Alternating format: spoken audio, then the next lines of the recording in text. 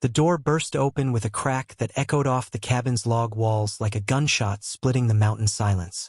The heavy scent of pine mixed with freshly brewed legal coffee filled the air as the woman in the red blazer stormed in like she owned not just the place, but the entire mountain range surrounding it. Her heels clicked against hardwood floors with the staccato rhythm of entitlement made audible. "You can't hold an illegal meeting on HOA property," she screeched. Her voice pitched high enough to startle the ravens outside, eyes blazing with the particular fury of someone accustomed to absolute obedience who just encountered the word no for the first time in years. "This is a direct violation of Community Bylaws Section 12.7. I'm shutting this down immediately." The State Attorney General of Colorado, yes, the actual Attorney General, the state's top legal authority, the man who could make federal prosecutors nervous with a single phone call, didn't even flinch. He slowly turned from the window where he'd been observing the morning mist rolling through the valley, adjusted his wire-rimmed glasses with deliberate precision, and said in a voice that could freeze a furnace, calm as fresh snow and twice as cold, "Ma'am, you just committed felony trespass on state-investigated property. Everything you say from this moment forward is being recorded as evidence." The room went dead silent except for the mechanical hum of her idling Lexus SUV outside, engine running because she'd clearly expected this to be a quick intimidation visit before her nail appointment. The confident fury on her face flickered like a candle in wind, confusion creeping into her expression as her brain struggled to process information that contradicted everything she'd believed about her untouchable status. She blinked once, twice, then her voice faltered for the first time in what was probably decades of unchallenged authority. You don't understand who I am. I'm Vivian Harland, president of the Valley Ridge Homeowners Association. I have authority over every property in this jurisdiction. You can't." I stood up from my grandfather's hand-carved oak table, sliding the stack of manila folders across the polished surface with the satisfied weight of someone who'd spent months preparing for exactly this moment. Bank statements, forged invoices, email evidence, financial forensics. 18 months of systematic embezzlement documented with the precision of an engineer who understands that structures fail when their foundations are built on lies. "Oh, we understand exactly who you are, Vivian," I said, letting each word land with the weight of accumulated evidence. "And so does the state of Colorado, the forensic accountants, the Financial Crimes Division, the federal investigators looking at your shell company. We understand completely." Her face transformed from confusion to horror as the implications crashed over her like an avalanche she'd triggered herself.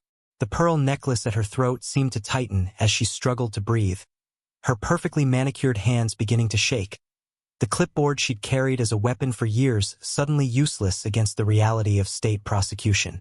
What happened next would make local news for months, spark statewide HOA reform legislation, and turn my quiet mountain cabin into a symbol of resistance against suburban tyranny. But this storm didn't start in this room with state investigators and manila folders full of evidence.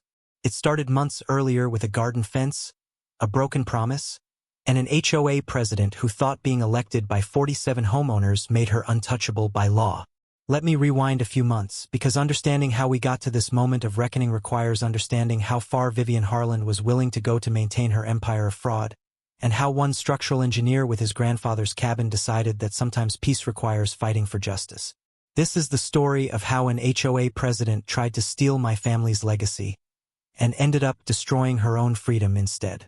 My name's Ethan Callahan, 49 years old, and for 23 years I've been a licensed structural engineer specializing in mountain construction and historic preservation. I've designed bridges that span Colorado gorges, reinforced buildings against earthquake standards, and consulted on projects where failure means people die. My work requires precision, patience, and an understanding that some things, like proper foundations and honest construction, can't be faked or rushed. After 2 decades of city contracts, traffic noise, client meetings in glass towers, and the particular exhaustion that comes from explaining engineering principles to people who think buildings stand up through optimism rather than physics, I thought moving back to my family's old mountain cabin would finally bring the peace I'd been chasing since my father's death 3 years earlier. The property sat on 10 acres of pine-draped hills in Valley Springs, Colorado, a small mountain community about 40 minutes west of Denver, where the air still smelled clean and the night sky revealed stars that city dwellers forgot existed. The land had been in my family since 1956, when my grandfather Frank Callahan, carpenter, Korean War veteran, and the kind of man who believed a handshake meant more than any contract, built the cabin with his own calloused hands, one log at a time, during summers when he wasn't working construction in Denver. The cabin still smelled like cedar and pipe tobacco when I moved in after settling the estate. Like the mountain itself remembered my grandfather's presence. Like 65 years of family history had soaked into the wood grain and wouldn't leave no matter how many years passed. The brass nameplate above the door still read Callahan Lodge in my grandfather's careful engraving. The letters worn smooth by decades of Colorado weather, but still legible, still proud.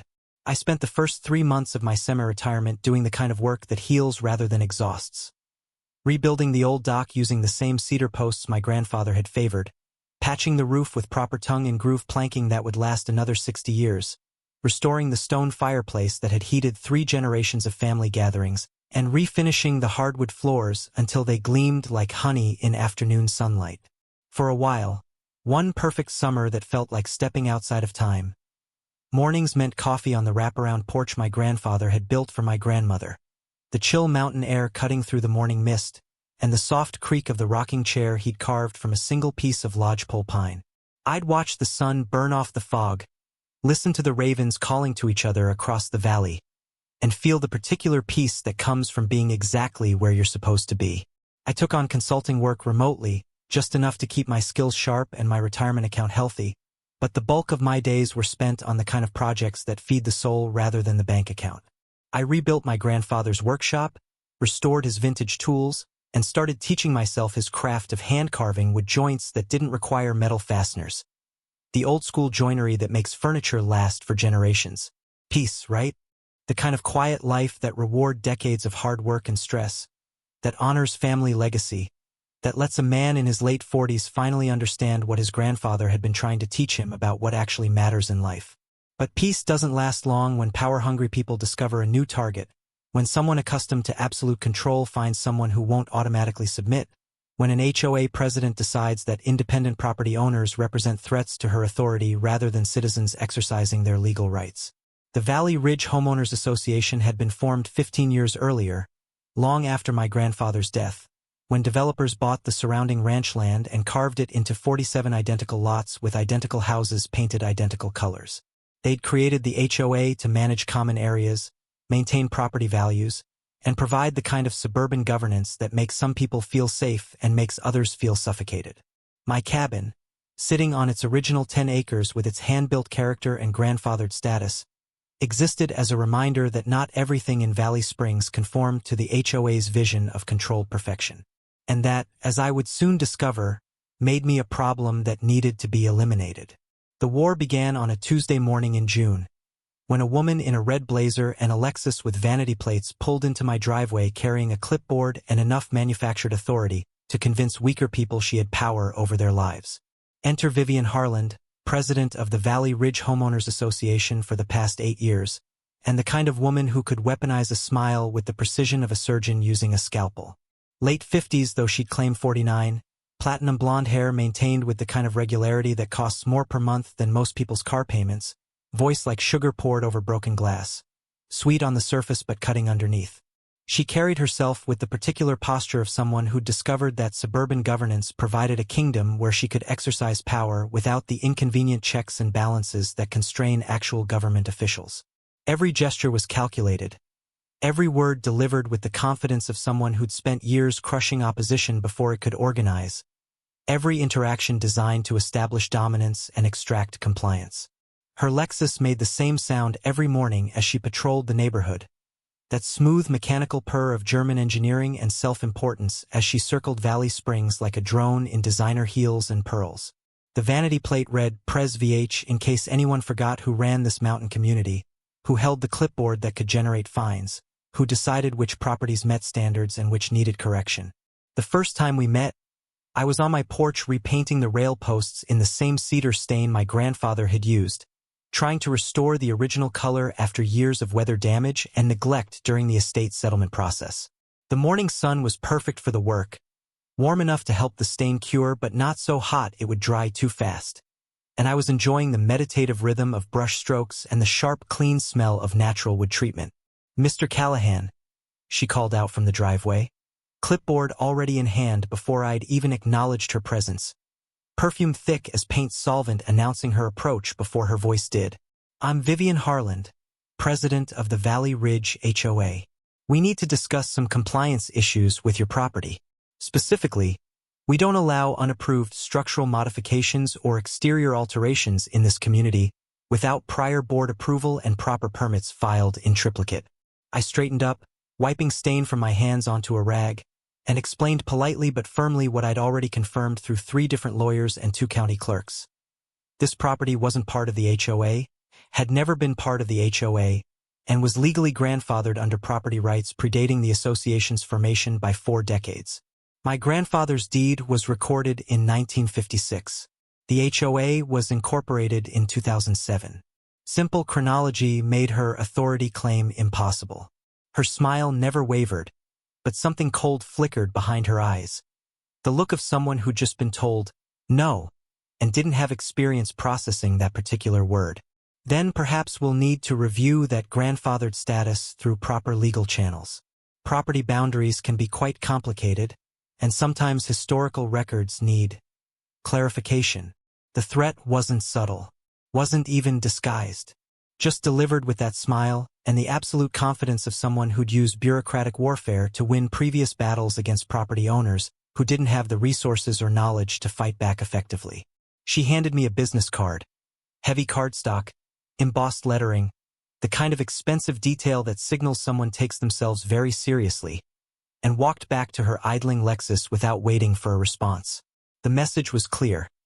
Compliance was expected, resistance would be crushed, and my grandfathered status was a problem she intended to solve through whatever means necessary. 3 days later, exactly as promised, I received my first violation notice in the mail. Official-looking letterhead, case number, legal language about non-conforming exterior paint application requiring immediate remediation.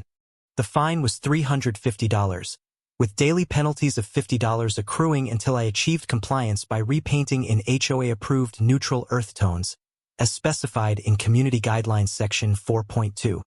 I hadn't even finished applying the first coat of the stain I was using. She'd issued a violation for work in progress, claiming authority she didn't legally possess, over property she didn't control, using bylaws that didn't apply to my grandfathered land.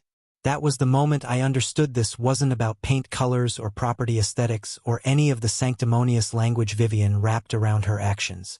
This was about power, control, and a woman who'd built an empire of petty tyranny and saw my independence as a threat to her authority that needed to be eliminated. That was the moment I decided that if Vivian Harland wanted a war over my grandfather's legacy, she'd picked the wrong engineer to intimidate. Because structural engineers don't just understand how buildings stand, we understand exactly how they fall when you remove the right support. And I was about to remove every support holding up Vivian's fraudulent empire. What started as one spurious violation notice became a coordinated siege designed to exhaust my resources, isolate me socially, and force me to either comply with Vivian's manufactured authority or sell my grandfather's property and disappear from her kingdom. Week after week, new violations arrived in my mailbox with the regularity of a military bombing campaign. $450 for excessive noise disturbance because I'd been using a hammer to repair deck boards at 2 o'clock on a Wednesday afternoon. Apparently the HOA had instituted quiet hours that ran from 8 a.m. to 6 p.m. on weekdays, making any construction or maintenance during normal working hours a finable offense.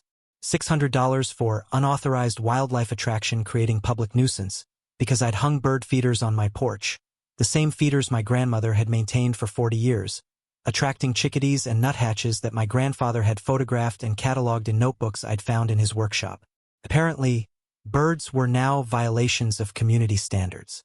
$875 for improper waste management and storage because my recycling bins were visible from the road during non-collection days, even though trash collection only happened twice weekly and the bins had to be visible for pickup.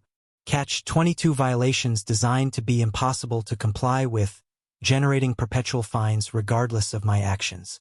Then came the kicker that revealed the true scope of Vivian's manufactured authority. $1,200 in fines for operating a commercial facility without proper HOA business permits and paying required commercial assessment fees. My heinous crime?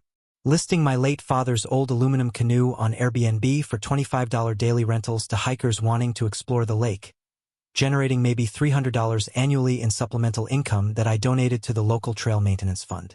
According to Vivian's interpretation of bylaws, any economic activity, no matter how minor, no matter how incidental, constituted commercial operation requiring HOA approval, permits, inspections, and monthly fees of $500 plus percentage of gross revenue.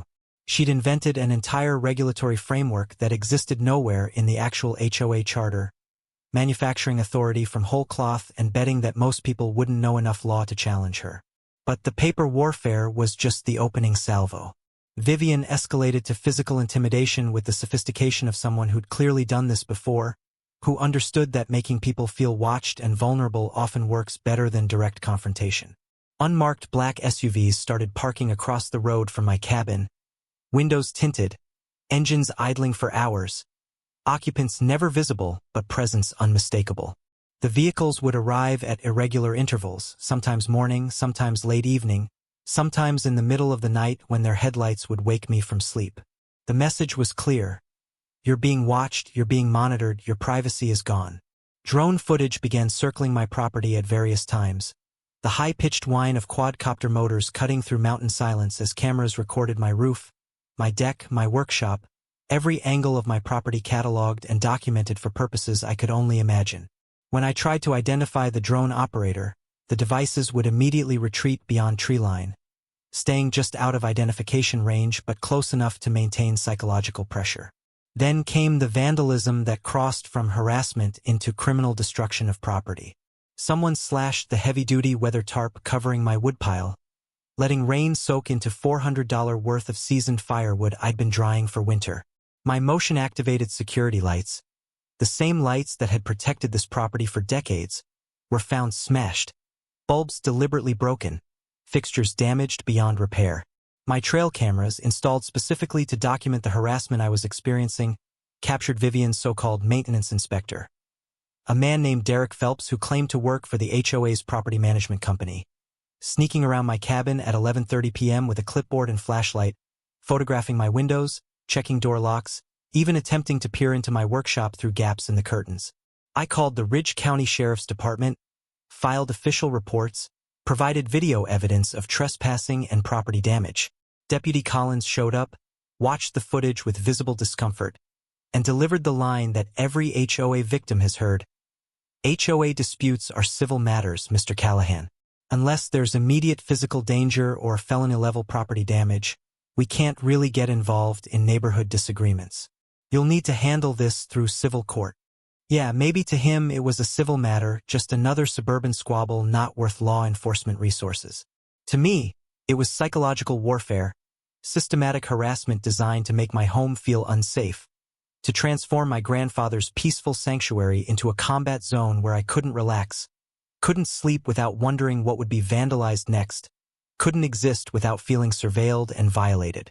The financial pressure mounted daily. By the end of August, just 3 months into Vivian's campaign, I'd accumulated $8,400 in manufactured fines for violations that either didn't exist, applied to actions that were completely legal, or referenced bylaws that had no jurisdiction over my grandfathered property. The notices came with increasingly threatening language about property liens, forced sales, legal action, and the HOA's obligation to protect community standards through all available enforcement mechanisms. What would you do if your quiet sanctuary turned into a battlefield? If every day brought new harassment, new violations, new threats to the home your grandfather built with his own hands?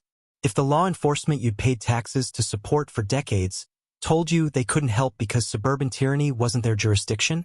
I'll tell you what I did. I stopped reacting and started investigating. Because Vivian had made a critical mistake that people drunk on power always make. She assumed I was just another victim who'd eventually break under pressure, pay the fines, sell the property, and disappear. She didn't know she'd picked a fight with a structural engineer who understands that the best way to bring down a corrupt structure is to carefully remove the supports holding it up, then step back and watch physics do the rest. Time to find those supports. I started my investigation the same way I'd approach any structural assessment. Systematically, methodically, looking for the cracks and weaknesses that indicated fundamental problems in the foundation.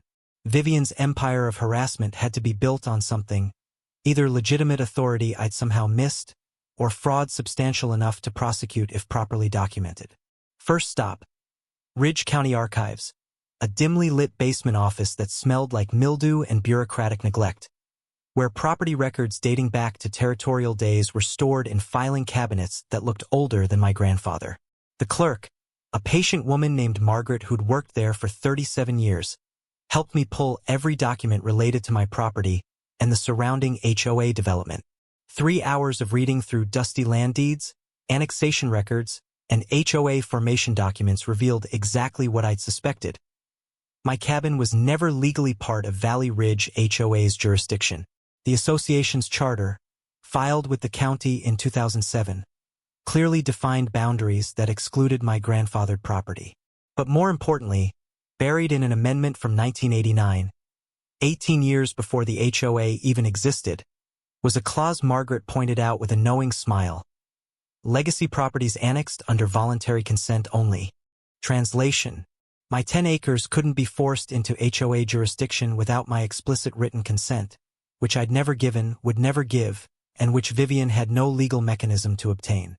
Every fine she'd issued, every violation notice, every threat of liens or forced sales, all of it was fraud, extortion using manufactured authority that existed nowhere except in Vivian's imagination and the fear she'd cultivated in property owners who didn't know enough law to challenge her. But that discovery, while satisfying, wasn't enough to stop Vivian or protect other homeowners being victimized by her schemes. I needed to understand the full scope of her operation, to find vulnerabilities that could dismantle her power completely. That's when I started examining the HOA's financial records, publicly available documents that associations are legally required to file, but which most homeowners never bother to read. What I found made my engineering mind, trained to spot patterns, anomalies, and structural failures, light up with recognition of systematic fraud. The HOA's annual landscaping budget had ballooned from $18,000 in 2019 to $147,000 in 2023, an 817% increase over 4 years for a community of 47 identical homes on identical lots with identical landscaping requirements. Either Valley Springs had developed the most expensive grass in Colorado history, or someone was cooking the books with the subtlety of a forest fire. Digging deeper into the itemized expenses, I found the same contractor name appearing across multiple invoices, month after month, year after year: Redleaf Property Services. They'd allegedly provided tree trimming, irrigation maintenance, snow removal, path restoration, drainage improvements, and a dozen other services totaling hundreds of thousands of dollars over the past 4 years. But when I searched Colorado's business registration database, Redleaf Property Services didn't exist. No state registration, no federal tax ID number, no business license, no contractor's bond, no insurance policy. Nothing that would indicate a legitimate commercial operation. The address listed on invoices was a residential property in suburban Denver, and a quick Google Street View search showed it was a modest split-level house with plastic lawn furniture and a trampoline in the yard. Either Redleaf was the most ghost-like landscaping company in state history, or Vivian had been writing checks to a shell company and pocketing the money, transforming HOA dues paid by trusting homeowners into personal income through systematic embezzlement. I pulled 4 years of financial statements, highlighting every Redleaf payment, cross-referencing dates and amounts, building a timeline that showed $487,000 in payments to a company that didn't legally exist.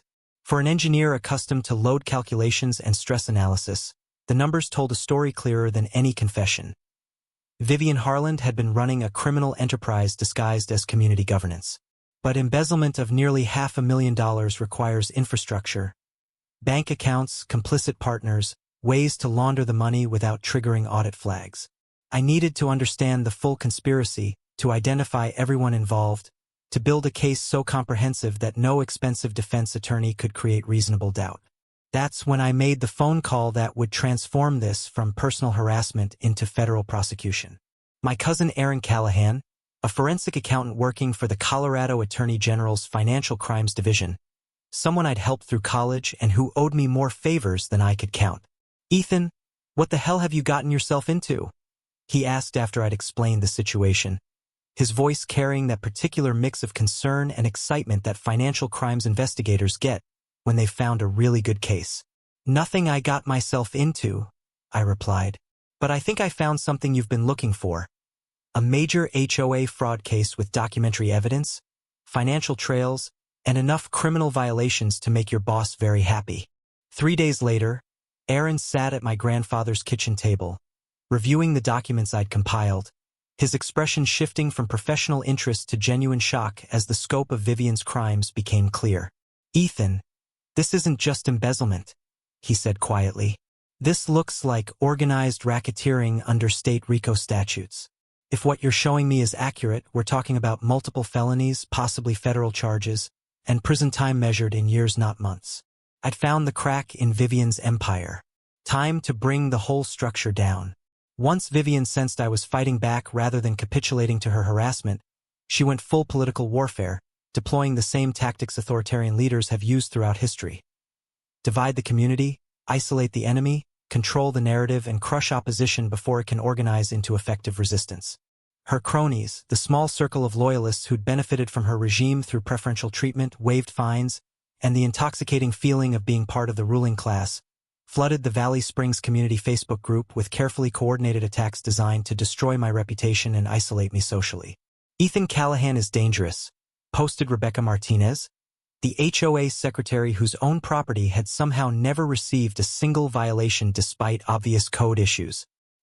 "He's refusing to comply with basic community standards that protect all our property values. My children play in this neighborhood, and I don't feel safe with someone who thinks rules don't apply to him." "The Callahan property is a blight," wrote Thomas Brennan, whose commercial RV parking violation had mysteriously disappeared after he joined Vivian's board. "Historic or not, that cabin looks like something from a horror movie. It's making everyone's home values drop, and he doesn't care because he's not planning to sell. Some people are just selfish." "I heard he threatened Vivian Harland," claimed an anonymous post from an account created just days earlier. "Said he'd take her down if she kept enforcing violations. The man is clearly unstable, probably hasn't recovered from his father's death. Someone should check on his mental health before he does something dangerous." That last post hit low, weaponizing my father's death and my grief into ammunition for Vivian's propaganda campaign. They weren't just attacking my property rights or my relationship with the community. They were dismantling my character, my reputation, my basic humanity, turning me from neighbor into threat through coordinated lies that most people wouldn't question.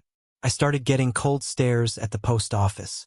The woman who ran the general store, who'd chatted friendly with me for months about mountain weather and fishing conditions, suddenly became distant and professional. Parents pulled their children away when I walked past the community park. My presence had been transformed from benign to threatening through nothing more than strategic rumor and manufactured fear.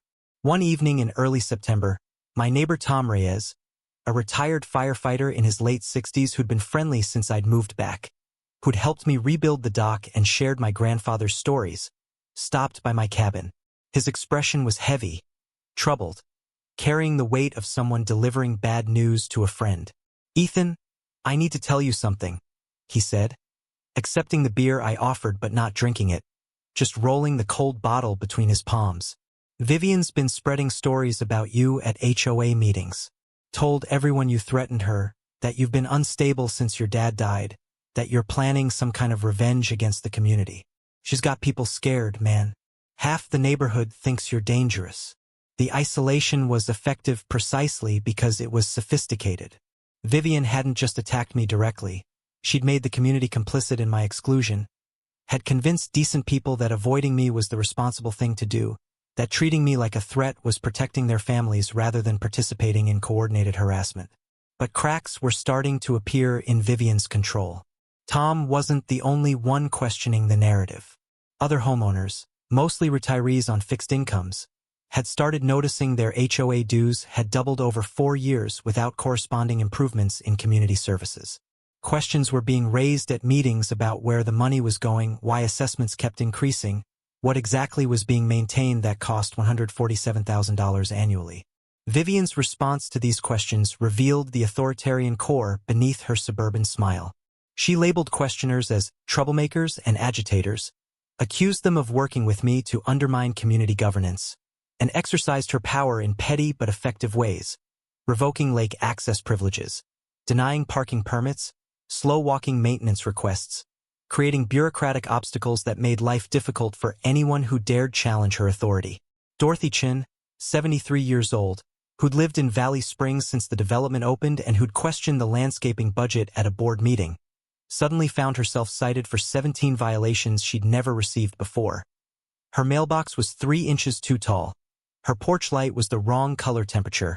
Her decorative rocks were non-regulation size. The message was clear: challenge Vivian, and you become the next target. But Dorothy was tougher than Vivian expected. Instead of backing down, she started her own investigation, quietly talking to other homeowners, collecting stories of harassment and excessive fines, building a network of residents who'd been victimized but were too scared to speak publicly. One afternoon, Dorothy knocked on my door carrying a folder stuffed with documents.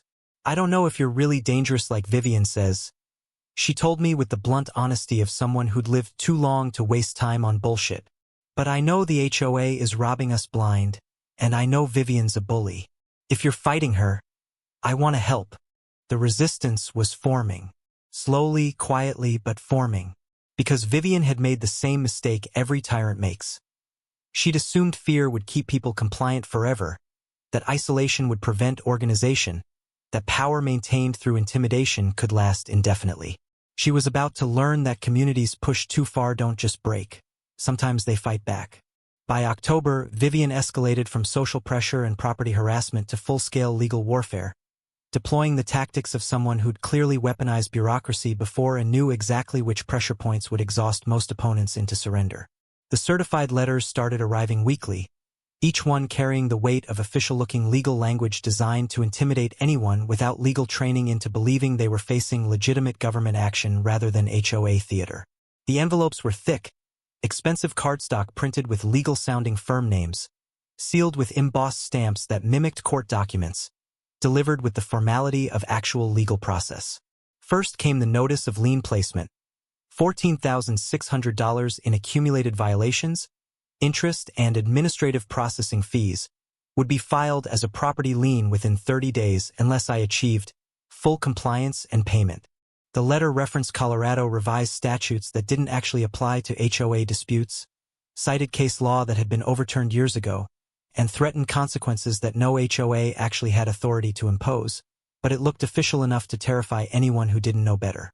Then came the summons to mandatory violation hearings, scheduled for weekday afternoons when most working people couldn't attend, held in the community center with Vivian presiding like a judge at trial. The documents were formatted to look like court summons, complete with case numbers, legal formatting, and threats about default judgments if I failed to appear. When I did appear, bringing my own attorney and recording equipment, Vivian became furious at my disrespect for community process and refused to hold the hearing until I followed proper protocols that she invented on the spot. The third wave was environmental warfare using government agencies as weapons. Anonymous complaints were filed with Ridge County's Environmental Health Department claiming I was leaking hazardous materials into the creek that feeds the community lake. The complaint provided specific details: dates, times, descriptions of chemical odors and rainbow sheens on water surface, allegations of drums of toxic waste stored on my property. The county inspector who showed up, a weary man named Rodriguez who'd clearly dealt with HOA-generated complaints before, spent 15 minutes looking around, identified the hazardous chemical leak as runoff from my solar panel installation, literally just rainwater, and left shaking his head. "Mr. Callahan, this is the 4th obviously false environmental complaint filed from this neighborhood this year. Someone's wasting county resources filing harassment complaints, and we're starting to notice the pattern." But the false complaints achieved their purpose. They created official records, generated inspection reports that would show up in any property title search, and fed Vivian's narrative that my property was somehow dangerous or non-compliant despite inspectors finding no violations. Then Vivian played her ace. using her network of local connections to attack me through official channels that should have been immune to HOA manipulation. Her cousin worked as an assistant county clerk in the assessor's office, and suddenly I received notice that my property tax payment was being held pending compliance status verification because of outstanding municipal violations. I didn't have outstanding municipal violations. I had manufactured HOA fines that carried zero legal weight. But someone with access to county systems had flagged my account, creating bureaucratic obstacles that threatened my property ownership through administrative warfare. When I tried to resolve the issue, I got transferred between departments, put on hold for hours, told that someone will get back to you, given conflicting information about what documentation I needed. The bureaucratic runaround was deliberate, designed to exhaust me into simply paying Vivian's fraudulent fines to make the problems go away. That's when I understood the full scope of what I was fighting. This wasn't just an overzealous HOA president on a power trip. This was organized corruption that had infiltrated local government offices, created networks of complicit officials, and built systems designed to crush opposition through legal-sounding harassment that most people wouldn't recognize as fraud. By this point, the financial and psychological pressure was staggering. I'd racked up $14,600 in manufactured fines that Vivian claimed could be converted to property liens. I'd spent $8,200 on attorney consultations and legal research trying to fight back against harassment campaigns. My property tax payment was in limbo because of false compliance flags. Anonymous complaints were generating official inspection records that would affect my property value and insurance rates. And the harassment was taking its toll on my mental health in ways I hadn't anticipated. I couldn't sleep without wondering what vandalism or violation would appear next. I couldn't work on my cabin without expecting drones or inspectors or Vivian herself to show up with new accusations. The peace I'd moved here to find had been transformed into constant vigilance, exhausting stress, and the grinding pressure of fighting battles on multiple fronts simultaneously. What made it worse was the isolation. The knowledge that most of my neighbors believed Vivian's lies, that law enforcement wouldn't help, that the systems designed to protect property owners had been corrupted to serve the HOA's interests. I was fighting alone against an opponent with resources, connections, and years of experience crushing people exactly like me. But I wasn't actually alone. I just didn't know it yet, because while Vivian was busy deploying her legal warfare, my cousin Erin had been quietly building a federal case that would make her manufactured violations look like parking tickets compared to the felonies she'd be facing. Financial crimes investigators don't move fast, but when they move with the full weight of state and federal authority that no local connections can stop. The harassment had pushed me to the edge of surrender. But structural engineers understand something important about pressure. Properly applied, it doesn't break materials. It reveals exactly where the cracks already existed. And Erin's investigation was about to reveal that Vivian's entire empire was built on cracks. The state investigation unfolded with the methodical patience that separates successful prosecutions from cases that fall apart under aggressive defense challenges. Erin's team at the Attorney General's Financial Crimes Division understood that taking down someone with Vivian's resources and local connections required evidence so overwhelming that no expensive attorney could create reasonable doubt. The forensic accounting revealed crimes far beyond what I'd initially discovered. Redleaf Property Services, the fake landscaping company receiving hundreds of thousands in HOA payments, was registered to a man named Dennis Harland, Vivian's brother-in-law, using a residential address that turned out to be a rental property where he'd never actually lived. The business had no employees, no equipment, no commercial vehicles, no insurance, no legitimate operating history. It existed purely as a paper entity designed to receive checks and deposit them into accounts that fed money back to Vivian through a network of transfers designed to obscure the theft. Erin's team traced every payment, building a timeline that showed $487,000 stolen from Valley Springs HOA over 4 years.